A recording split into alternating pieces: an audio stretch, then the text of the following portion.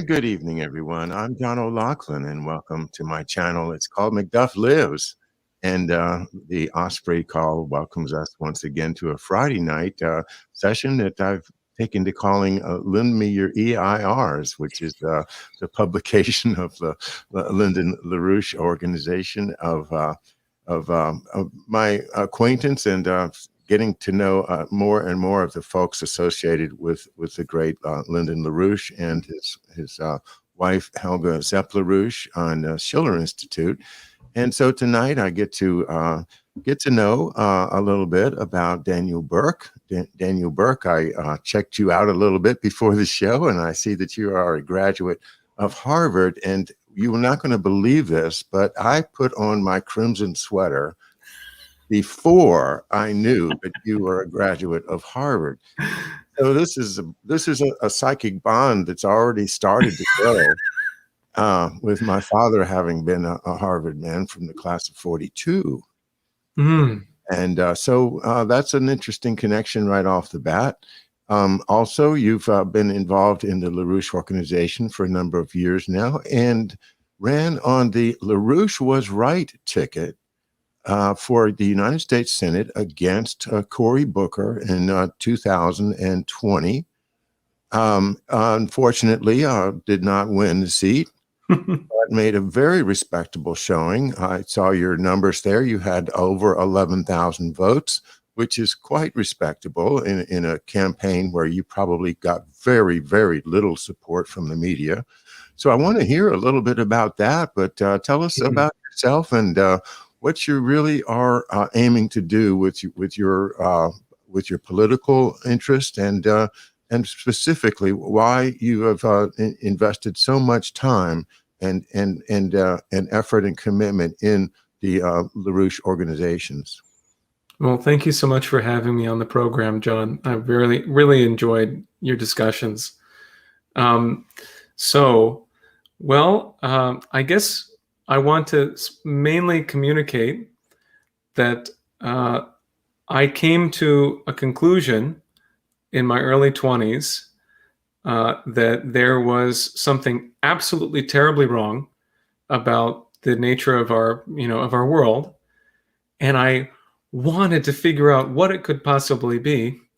And every time I thought I had it figured out, I realized I had been totally duped. I thought that it was a matter of an impending environmental crisis. And as I began to investigate, I realized that this was a falsehood. I thought that the best thing I could do would be to begin to work for a charter school. I became a public school teacher in a charter school. And later I realized I was being manipulated by the likes of Bill Gates and Arnie Duncan. And so I had this series of bitter recognitions that I had been duped. And at that point, I really began to dig into the work of Lyndon LaRouche and figure out that what I saw in this movement was what I wanted to become, to have a kind of a scientific method of economics, of approaching the world politically, and to do that from the standpoint of agape, to do it from the standpoint of a love for all the people in the world who are suffering now, as in the 9 million people who died of famine just last year. That the state of the world need not continue to be such a disastrous situation, and that we can actually prevent a tragedy and create a renaissance. So that's how I came to work with the LaRouche movement. That's what I saw in this organization. Well, the subject of economics is certainly prevalent in Lyndon LaRouche's work, and it's a big problem for a lot of people to think about what the heck does this economics mean, and why do people major in economics, and who cares? I have a little personal experience with it. In college, I took 2 semesters of economics. The the first semester I went to class and passed the exam. And the second semester I didn't go to class and I passed the exam. And it was just a matter of memorizing enough out of the textbook to get past the exam, and you were done. But I didn't learn a darn thing. You know, I could draw I could draw one of those curves, you know, with a, but that all is a bunch of window dressing. And the real economics is politics. It can be very, very underhanded and sneaky. And you know, this is where it gets interesting, is if you can get past that window dressing and dig into what the heck are these MIT people really after. What, you know, take one of my favorite foils from my father, who was his classmate at Loomis in Connecticut, and that is George P. Schultz. And he was an economist. But what kind of economist? One with a certain bent towards the already elite and the already wealthy. And that kind of economics is what drives our politics, but it drives it from behind the curtain, just like the Wizard of Oz behind his curtain.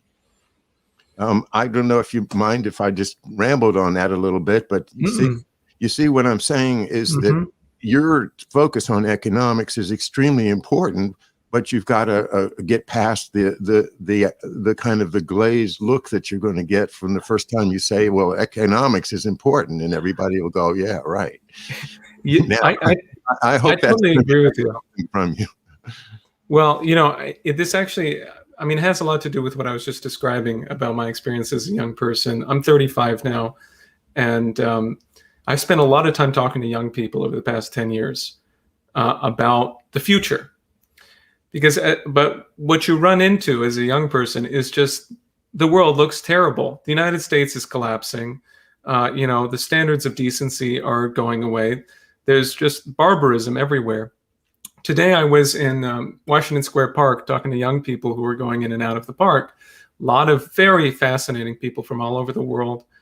And I went across the park and I saw this little playground where they have, you know, the children of largely wealthy New York liberals are playing, right, with their nannies. And just, you know, just spaces away, bare steps away, there's the downtrodden, huddled homeless who are passed out on the ground. The 4-year-old child is just walking right past them. And so the young person sees this kind of complete, you know, lack of human dignity, and the fact that society keeps on going on as though nothing is happening. And they get this fear in the pit of their stomach, like this is really the state of the world. This is really not just how the world is today, but how it is in its essence, that the world is a cold and, you know, heartless place, and that's just how things are. But when I went down to New Orleans and became a public school teacher, which is what I did after I graduated with an English degree from Harvard, I looked at the incredible poverty that was around me and my students. My students were, you know, 98% free and reduced lunch. And I went to visit them in their homes and their families and saw the conditions of life that they lived under. Incredible rate of medication for 6-year-olds. I was teaching first grade. I saw, you know, just broken families, poverty, people who had been in housing projects for 3 generations. And I realized that this had to be intentional. And that switch allowed me to understand what is this thing we call economics. You know, it allowed me to consider that the decisions that are made have nothing to do with all of the, you know, the language that they hide behind, like the completely opaque world of derivatives. And I was seeking some way to figure out how to judge that, and that's how I landed on LaRouche. Fabulous. Well, so far we're exactly on the same track. I'm really excited to continue with this conversation. And now let's talk about some of your encounters with young people more. That's a great thing for me and for my subscribers to hear, because frankly, we are not all that connected with young people, and it's a great lack that we feel, because I think with our general experience in life, we have a lot to offer, but there are so many barriers between those of us that have things that we'd like to impart to the young folks and then to the young folks themselves. One of which, of course, is the media.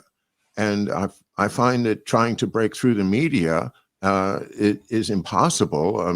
I'm always, fighting with YouTube, but I'm grateful for the opportunity to be on YouTube at the same time, because there's really no competition. People say, "Oh, go to this and go to that." Well, I do save my shows and broadcast them on multiple channels, but there's only one YouTube, and that's a very powerful platform. Other than that, I don't see any other way to really reach a number of people.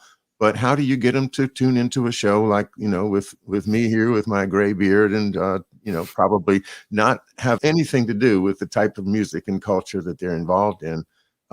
How do you do it? How do you get the youth to see what you've just said? And maybe it's not something you can just spell out as quickly as that, but people have to start realizing that the world is not the way we're told it is. It's just not. There's this facade that we're given, and we've got to realize that there is somebody behind the curtain, and they are pulling the levers, and we do need to find some way to get back into our own control of our own lives. You said a couple of times that you didn't feel like you were in control of your own life. You were working as a teacher. New Orleans, we've got a lot of interest in New Orleans, and we're I just wanted to ask you, did they still have the trailers from Katrina, and was the devastation from that terrible storm still evident when you were there? Yes. The way that I saw it was in the human factor, which is that my students, that was in 2009 through 2011 that I was in New Orleans as a public school teacher. So I did it for 2 years. And it kind of radicalized me politically, right? And so I ended up about 8 months after I left teaching in New Orleans, I quit my job and I became a full-time activist with the LaRouche movement, but which I was able to do at that time.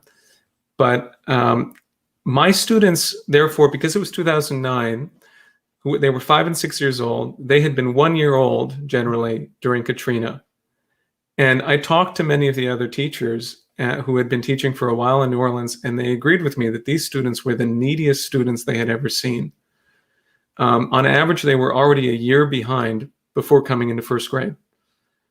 And I had many students who dealt with things like great delays in development. I had a student who took antipsychosis medication as a 6-year-old, and who would begin to have violent episodes in the middle of, our classes. So these were children who had been displaced massively.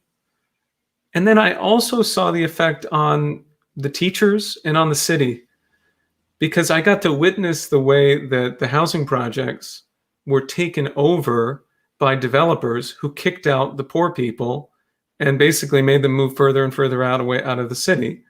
And they claimed that this was, they were really renovating the housing projects, but they turned them into mixed income, which meant kick out like 2/3 of the poor people who were living there. I also saw the way that the unions were busted, because this is how I realized what was really going on with the charter school movement. I read a book at the Kennedy School Library that told me that charter schools, this is the civil rights movement of the day, because education reform is the way that we were going to defend the people. But in fact, the charter schools were bringing in people like me who had almost no training as teachers to replace the veteran unionized Black teachers primarily. And so I watched that. I went to a couple of union meetings that I was sort of not supposed to go to, and I came to understand what was actually going on. And so, you begin to see the way that these things are manipulated behind the scenes, in that case by the Walton Foundation and by Gates Foundation, in terms of creating these laboratories for public education run by the charter schools. But those were some of the things that I ran into in New Orleans. And I became, I have to tell you, I became very depressed.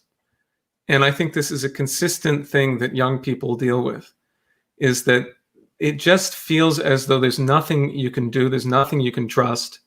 It's as though there's no institutional, nothing you can rely upon as an institution. And it's at that point that I began to, if I hadn't sought out a concept of scientific forecasting, I think I would have been lost. And in my view, this is the really critical way that we can reach youth, is to discuss with them a method of understanding the future. Because previously I just got sucked into this feeling of the now and the immediacy of the present, and the feeling like there was no possible hope. And then when I learned about the successful forecast that Lyndon LaRouche had made in economics, I began to say, wait, there's something here that I didn't understand. The world is not merely chaos. There is a natural order to it, and it is possible to, investigate that. I want to say one more thing, which is that I know a young person in his mid-20s who has been watching your program for a while. So I can assure you that there are some people who are listening to you. Oh, you just warmed my heart, man. Thank you so much. And thank you, young person and young people for paying attention to me. God, that feels good. Thanks, Daniel, for passing that on. And that's true. Yeah. I'll tell you what. Olivia wants to say thank you. How about that? Isn't that nice? All right. So, well, that's fabulous. I'm now. Tell me what you referred to as these LaRouche's success in a scientific prediction. So, as I realized that what you were calling the window dressing of economics was really just sort of nonsense and completely useless to me. I also took like 2 semesters of economics, and then found like one of them was like, oh, we're the liberal economics, and one of them was like, oh, we're the hardcore right-wing economics, and neither of them made any sense. So, but the crucial question is actually the fascinating thing that is useful, that draws young people in, or really anyone, is that it depends upon your concept of what a human being is. Because when LaRouche talks about economics, he's talking about human economics is the process of reproducing society for the next generation. And it really depends upon what is an individual human being. If you have the conception, which is, in my view, very clearly capable, you can absolutely show that this is the heart of our nation's founding, that man is in the living image of God. If you can conceive of that, whether you use religious terms or not, the specific meaning of that is the power of any human individual, any child that's born, no matter race or not. I don't believe in race, excuse me. I meant to say no matter color, creed, culture, is born with this unique capability of being able to make a universal discovery, a discovery of universal principle that adds to the store of knowledge for all mankind. And that you will see the effect of that discovery in increases in physical productivity in your economy. But if you have an economy that is based, or society that's organized according to an oligarchical principle, then that kind of creative power of the human individual is squashed, it is crushed, everything is done possible to distort it and to prevent successful breakthroughs in science and technology, which are necessary for the reproduction of society as a whole. And so when I began to think about, for example, the Kennedy assassination from that standpoint, and the destruction of the scientific optimism, of the commitment to the space program. And I began to learn about things like NACPA, the North American Water and Power Alliance. The policy of the Kennedy administration would have meant enormous increases in the productive capability of our society. We'd have far greater, energy production per capita, and we'd have a lot more human beings in the United States. And that's how I began to conceive of what it is that I want.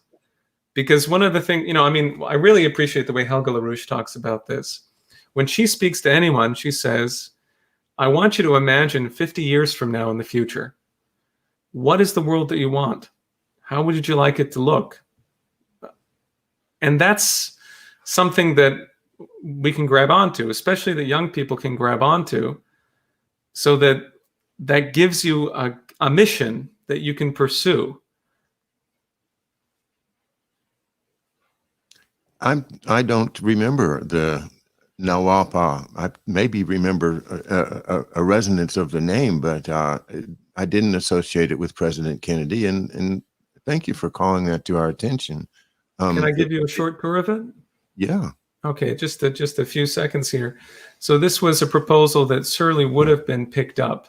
And the idea is to take about 10% of the water that runs off out of the Yukon River into the ocean up in Alaska and redirect it down through a series of dams and locks and canals and reservoirs all the way down into the western part of the United States, through Canada, of course, and into even the southwest to the Rio Grande. This is something that if you expand it, it means bringing enormous amounts of necessary water, continental water management. It means you're going to be able to deal with floods, you're going to be able to deal with droughts, and that farmers will no longer be in this atrocious situation when there's a drought, where they're not able to grow food, which is what they seek to do to contribute to society, and we need it. And so this project would be the largest infrastructure project ever attempted by man, and it would totally green, the deserts. It would increase the productivity of our land, and it would give a great mission for the nation. But it was never pursued because of the lack of that type of commitment to the next generation. And this was a proposal that was put up in the Kennedy administration. There were associates of the Kennedy administration that were responding to this proposal, which came from the Parsons Company, if I remember correctly. And many of my colleagues could speak with much greater detail and mastery of this information than I can. But I'm so fascinated with all the different things about Kennedy that we just don't know. Yeah, that's great. Okay, and now let me direct your attention to some of the images that I saw today from your campaigning. Maybe Andy could call up if he's available. Andy, could you put up one or two of those images so we could just get Daniel's comments on what he's been up to? There we go. This is from last Friday. I'm trying to go to Washington Square Park every Friday, amidst all of the problems that I described to you. And also there's great amount of drug use. You walk around and everywhere you go, there's marijuana smoke in your face, which is terrible. But here we had this beautiful map of the World Land Bridge, the proposal of the LaRouches going back over 40 years, really. And we say to people who come up, this is our vision for lifting people in every nation to a higher standard of living. This is our vision for overcoming geopolitics. This is where all man can collaborate. All perfectly sovereign nations can work together for the interests they have that coincide. And you can see it has a variety of things on it. I like to point to Africa. I like to tell people about what rail looks like in Africa today. If you look at the map of Africa today, it's like there's knives stuck into the side of the continent because the rail goes only from the mine to the port and back because it was only for looting. But imagine if we built this. It has a way of connecting everyone and creating a new platform for economic activity. You can see there the replenishment of Lake Chad, which has been terribly shrunken up since the 1970s, and it would provide water for really tens of millions of people, a lot, and even more than that. So we go through these big, beautiful ideas with people, and we discuss with them that this is LaRouche's mission, and then I turn and I point to the sign that calls for LaRouche's exoneration, and I say, this man was put in prison on account of, there it is, on account of his fight for the economic development of the third world. Many times, what I'm finding is this sign up here on Green New Deal is genocide. I get the best responses from that. I get a lot of young left-wing people who come up curious, which you wouldn't exactly expect. I mean, I've been out in the street in Manhattan attacking Obama or defending Trump during the Russiagate. And, we got a lot of angry liberals who flipped our tables over and spit on our signs and stuff. And with this sign, we're not getting anything like that. The most common thing I'm getting is the question, what do you mean the Green New Deal is genocide? And then we walk them through the material from our recent report, the pamphlet that we have, the Great Leap Backward, LaRouche Crushes the Green New Deal. And we talk about how South Africa had a 1,000 megawatt coal power plant that was shut down by the unilateral action of BlackRock and Mark Carney, and how Mark Carney, at the former head of the Bank of England, is promoting the idea of completely outlawing fossil fuels economic development in Africa. And that the Africans should just make their money by selling carbon credits to the developed sector. And this has opened up a very fruitful discussion, because what I'm finding is that increasingly young people are able to consider this hypothesis. It's not that they're immediately convinced. They don't just sort of join in all at once, but they're signing up with us and leaving their information.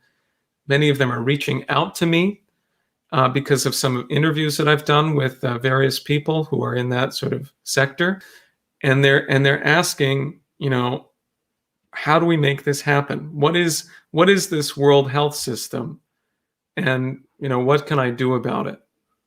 So that's what I'm finding right now. Well, I'm just thrilled to know that you're doing what should be done, and so many people are passing by you in Manhattan. There, you have an opportunity to really make an impact, and but you have to go out there and you have to do the work, and you obviously are doing the work. So I'm very, very proud to know you and congratulate you on your work. Talk about this next sign. Thank you very much, John. So my campaign was just a lot of fun, because I concentrated on young people, and you can see that in this picture. There are people here who range from about 19 years old, and then people up to my age and beyond.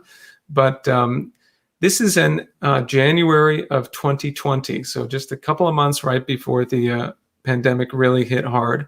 And this is the only rally that Trump had in New Jersey. It was held in Wildwood, New Jersey. And not everyone is in this shot, but actually we had about 25 volunteers come with us, all with these beautiful signs. And my poster there with my face on it says, "We choose to go to the moon and Mars," totally committing to the Kennedy-esque mission of the Artemis program that President Trump created or signed into effect at that point. And we were the most prevalent statewide campaign that was there. We had tons and tons of volunteers relative to everyone else who had merely sort of paid a few people to canvass for them. And we were challenging people on the idea of a peace summit. This was right after the Soleimani assassination. And I was scared stiff when I learned that we assassinated Soleimani, General Soleimani, the general in Iran. I thought, this could be World War III immediately. And it was so incredibly tense, if you recall, that like, remember when we were waiting for the Iranians to strike back, to have a counterstrike, and like hoping to God that no Americans died in that, because of the expectation that if they did, then there would be, an escalation that could go out of control. But, most of the Trump people that we talked to there, this was not on their radar. And so they were not. And so I think it was really essential what we did, to go there and alert them to this. We distributed thousands of copies of a statement that I wrote saying that in this context, we absolutely needed a peace summit, that it was an emergency. And I'm very happy with what we did in that process. I went to 4 Trump rallies during the course of my campaign, mostly in Pennsylvania. And I always found that we were a very necessary voice. I learned a lot about what was being done that was really just a horrible screw up by Trump and his people. Like for example, when you go to a Trump rally, all you hear is the most incredibly loud rock music. They constantly playing this I'm proud to be an American, which is like the stupidest, most banal song that you could possibly play. And you can't think in that atmosphere. And they're just trying to get people hyped up and prevent them from thinking. And then we weren't the only people who were there talking to the people in line. There was also the Falun Dafa, the Falun Gong, which is a cult that is run by a guy named Li Hongji, who is based in New York. And he has an extensive, large network that is intertwined with the National Endowment of Democracy and other regime change operations. And they were passing out their newspaper, the Epoch Times. They always had like 10, 15, 20 people there, and recruiting the Trump supporters to sort of blindly go along with anti-China hatred, blindly go along with just a geopolitical way of thinking. And so my campaign was what I'm really glad we did was we sought to intervene and provide a voice of reason. Oh, well, that's something I didn't expect to hear.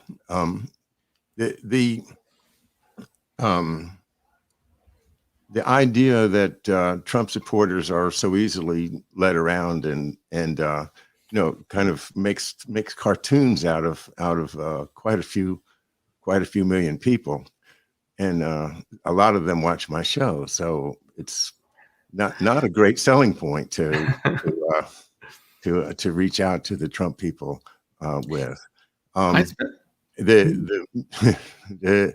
I know what you're talking about with the loud music. I don't like it either, but it's what they do. Like Clinton and Gore, they always had their what was her name, Christine McVie, and the Fleetwood Macs and all. Anyway, everybody would play music just to set a mood, and because that music is identified with the patriotic feelings of people, especially people that have associations with the military, it sets a mood that might not be recognized by some people, but it's a mood that is not geared to make their minds go dumb, and it's not something that I could that I think there's a lot to be learned from both sides talking to each other, and to make sure and not feel like you can judge what they're thinking by just because you're hearing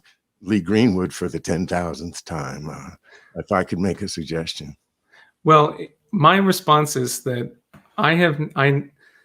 I pin what I'm talking about is not the quality of the people who were supporting Trump, because I know the quality of those people.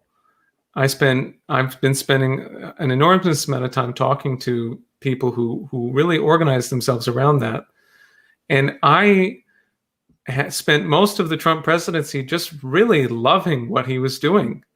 Especially just his personality. I mean, the fact that Trump was willing to he gave people strength to realize that you don't have to do what you're supposed to do to be successful, that people will respond to truth, because he went out and he repeatedly told the truth. And I have to share with you that Trump's potential as a peace president moved me so deeply. I was in Japan when he met with Kim Jong-un for the first time, and I watched it live, and I cried. I wept to see the potential to end this outrageous leftover of the Cold War, and to actually create a potential for this, North Korea to come into the modern world and out of this hermit state environment with, holding the nuclear weapons and hoping that you're not going to be overthrown like Gaddafi. I wept for the real possibility to change the whole paradigm that Trump represented, excuse me. But what I found was that his operation was heavily preyed upon. I think that, for example, I went to Turning Point to talk to the young Trump supporters. The National Turning Point USA conference was held in December of 2019. And I went down there, it's like 2 days before Christmas. And I talked to all of these young people, like 18, 19, 20, 21 years old, were there because they had a real love of the optimism that Trump represented. There were people who were just crying out for some kind of, for something new and better. But what I found is that they were being preyed upon by various libertarian organizations, by the Betsy DeVos, who was financing the whole thing. And what was being advanced to them were really, really thin, weak, pointless slogans without idea content. They were being treated like they didn't have the intelligence to think through profound ideas. And also, I'm going to double down on this. I went to, when I was there, the opening of this whole thing is like a huge frat show. There's just this thumping music, and there's smoke coming out, and everyone's encouraged to cheer. And I understand that some people think that that's what it takes to be, or feel that creates a patriotic mood. But I want to hear My Country 'Tis of Thee. I want to hear the Revolutionary War songs. I want to hear the Civil War songs. And I'm not just saying because I like them, but because there's beauty in them. And I find that there's not beauty in the culture that is being promoted in this way. And I found that to be an attack on the minds of the youth, if that's understandable. Well, it is. Of course, it's understandable. And I would say the same thing about the attack on the minds of the youth. Generally, it's not particular to the young people that happen to show up at a Trump rally. Oh, I totally agree. And I don't think that those young people need to be judged on the basis of what has been spoken to them. That hopefully they have minds and reason and can reject the nonsense that is being pumped at them, even though they might be having a good time jumping up and down and shouting to the music. So I want to preserve their dignity and let them have a role that can be played in unifying the nation, and to give them more than the benefit of the doubt, because my God, we're all confused, are we not? We don't know who to follow. We don't have a trustworthy leader. I mean, I can't name one. I can hope that so-and-so might work out, but I don't think it's going to happen. And we can't expect a man on a white horse to come riding into town and save us. Yes. So what you're doing is essential, and that is to reach out to everybody, Yes. and to bring everybody to the realization that we are all getting screwed big time. We are. It's not just the Republicans. It's not just the Democrats. It's not just the conservatives, and it's not just the liberals. It is everybody. We're all getting screwed. And how is that happening? Lyndon LaRouche explains it. He has explained it in many, many ways. And if you haven't studied the EIR that you can read at LaRouchePub.com, guys, get busy, because he has this stuff. He studied it for so many years, and he's a genius. So give him the benefit of the doubt. Study what he's done there, and we have to all get up to speed, because what we're looking at here is a problem of immense proportions. And we're going to have to find some way to work together. We can't just sit back and say, oh, look how stupid they are. I appreciate your comments very much, John, and I hear what you're saying. And let me underline that I really agree with your essential comment here. I mean, I would never do what I were doing unless I had faith in the American people, of all the people, and it is not something that is specific to one, political stripe or another. But what it is specific to is an American identity that seeks truth and that seeks to do good in the world. Yes. And that is what I find whenever I talk to young people. And so that explains a little bit my distaste for people who I think are manipulating young people. But I'll share with... But they are manipulating them. And when you think about the Betsy DeVos as a model, understand that those are the ones that are the pros. They're the ones that are, professionally working with pollsters, and their whole idea is we're going to win this election no matter what. And so if they have to get banal, they get banal. They don't care. It's whatever the polls say they need to do to win the election. That is not the way that your average person that I know from my experience with the conservative side. And I was a Bernie brother, okay? So I have now gone over to the point where I will not support Bernie Sanders anymore. Yeah. And I am now very much more sympathetic to the real patriotism that I find in the folks, the Make America Great Again campaign. I take it very seriously. It's a sincere movement, and it's from the heart of people who, come from the grassroots of America, the greatest generation, the military families, the families that have made the sacrifices over generation after generation. And whether we preserve what they've done or lose it is the question of our times. Yeah, I thoroughly support what you said there. I went to the I went to the major Stop the Steal rallies that took place right after the election fraud, and I was in Trenton, because you may realize that at the time they were doing them at state capitals all across the country in the weeks that followed. Yeah. I mean, 2 days after the election, I was out in Pennsylvania campaigning against the vote fraud. But then I went to these Trenton rallies every week for a couple of weeks. We brought huge banners. And I was on the microphone. I was the only person who had run for office who showed up at those things. The Republican Party was nowhere to be seen. And what we did there is actually we distributed the statement of Helga LaRouche on the Great Reset as a global central banker's dictatorship. And that was the policy that was coming down the pike, that was the purpose of installing Biden in the way that was done. Yeah. We're constantly trying to communicate the larger strategic picture of this because, for example, there's been major developments, which I know you've been discussing with other people in the financial sector, such that, we're looking at hyperinflation. Helga LaRouche just gave a comment at, I believe, the Moscow Academic Economics Forum. I may have the name wrong, at a Moscow university yesterday. And she stressed this fact that in the last year, the money creation went up by 75%. The Federal Reserve's balance went from something like 4 trillion about 2 years ago to now about 7.8 trillion.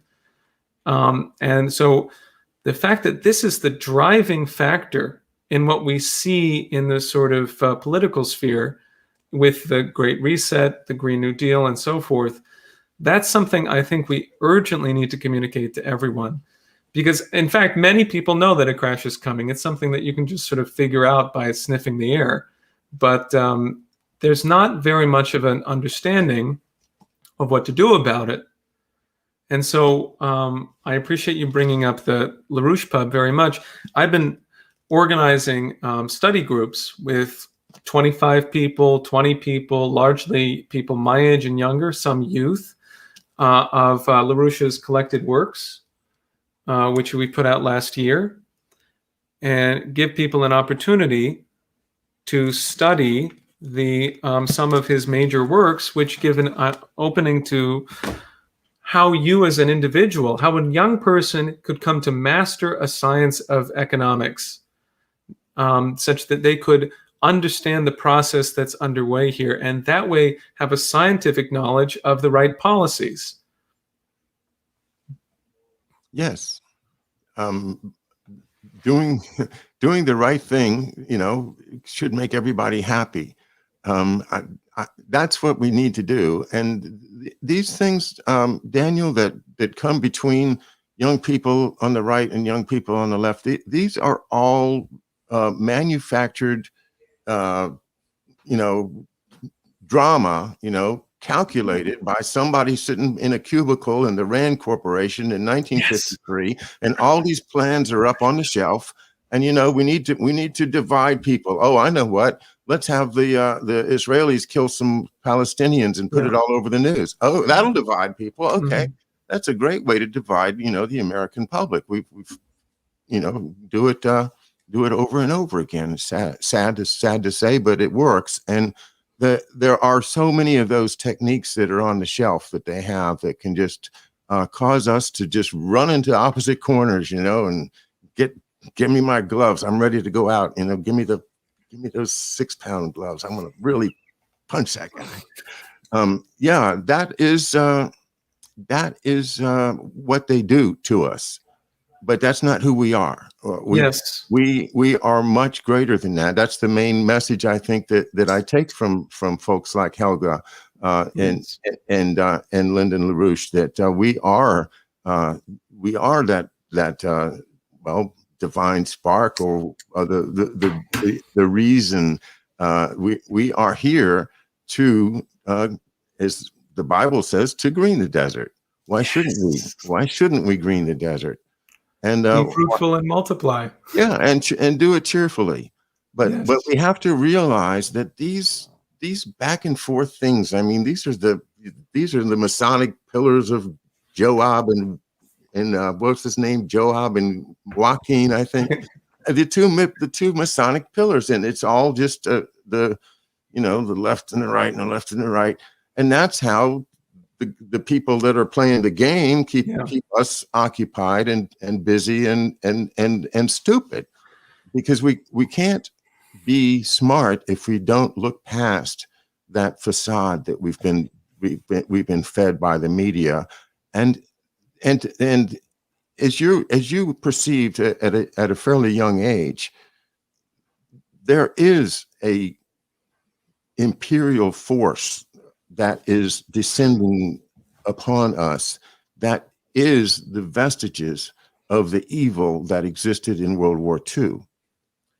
And whether you see Nazis in spaceships or living in the mountains of Argentina, running things from behind the scenes, there is something that is driving every time we get a chance to do what you want to do, what you say, to make the right choice. Yeah. It gets diverted. And the classic case is President Kennedy in my lifetime.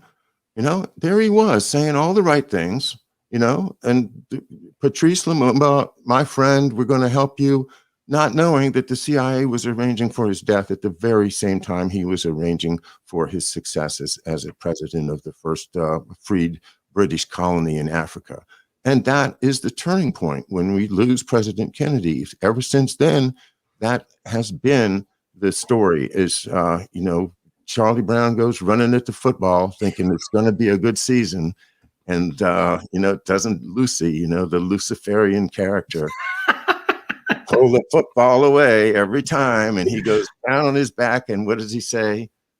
Rats. If I could respond to that, because I really appreciate the way you put that. But this question of that divine spark, I think that to focus in on that and develop that over and over for people, this was something that Lyndon LaRouche did for me. I knew him from the time he was about 89 until a few years before his death. I didn't see him in the last couple of years before his death. And I only got to spend a little bit of time with him, but I would go to these discussions where he would just rail. He would rail against pragmatism.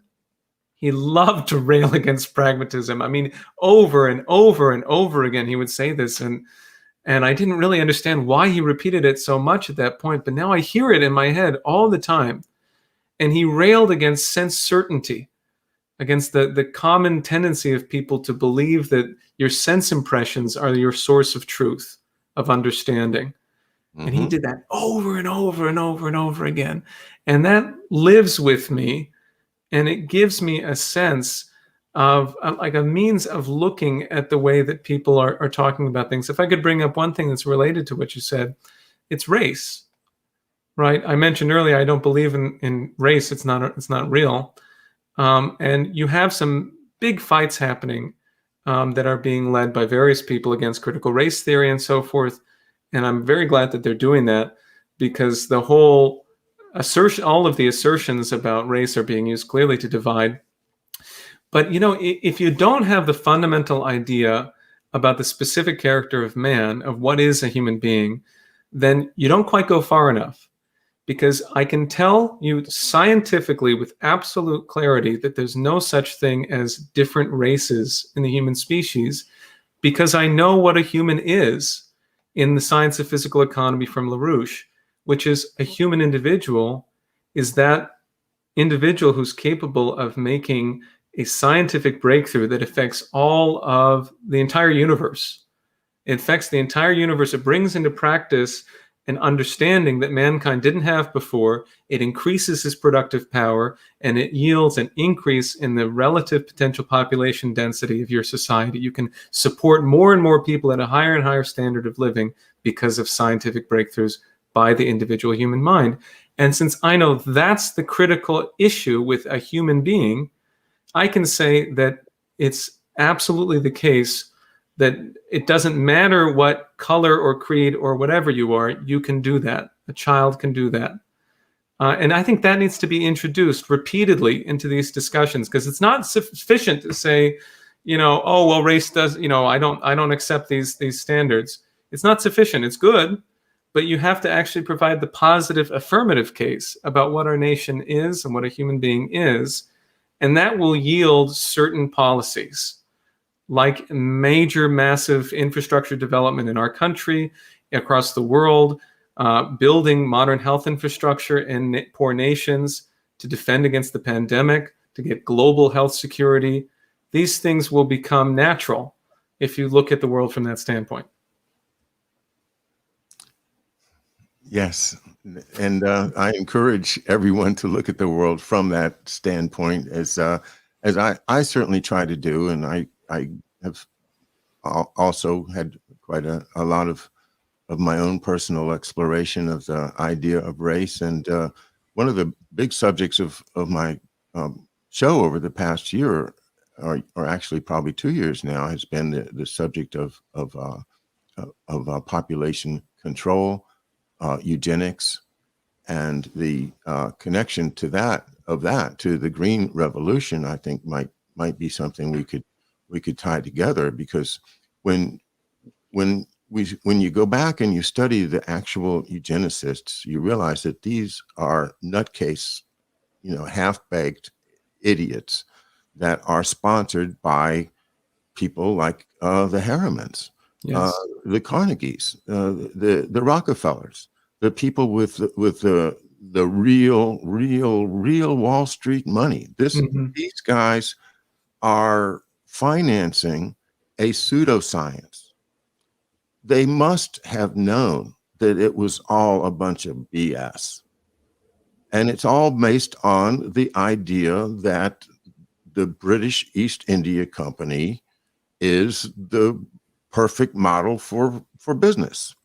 And that involves the rejection of everything you just talked about. Mm.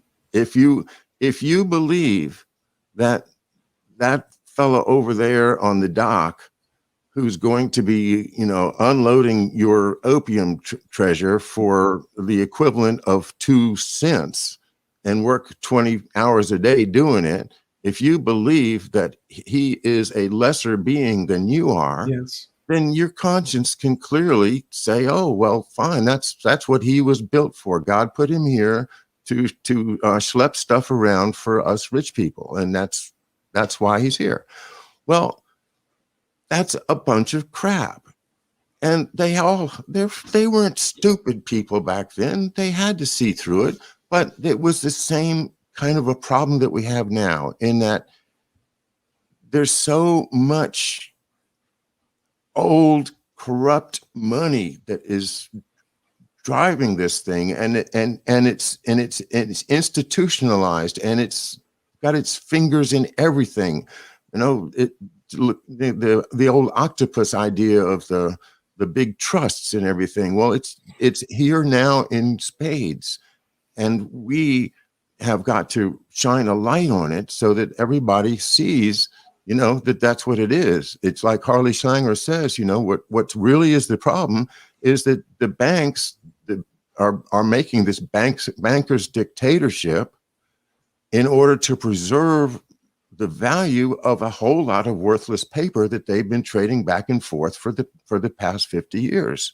And what has to happen is we've got to collapse those banks. We've got to do something to clear out the junk from the system, because if we don't, then they're going to keep on using their massive power over our government to keep squeezing more money out of the poor people, squeezing more money out of the third world, and keeping Africa undeveloped and poor and starving, in order that they can continue this completely bankrupt system.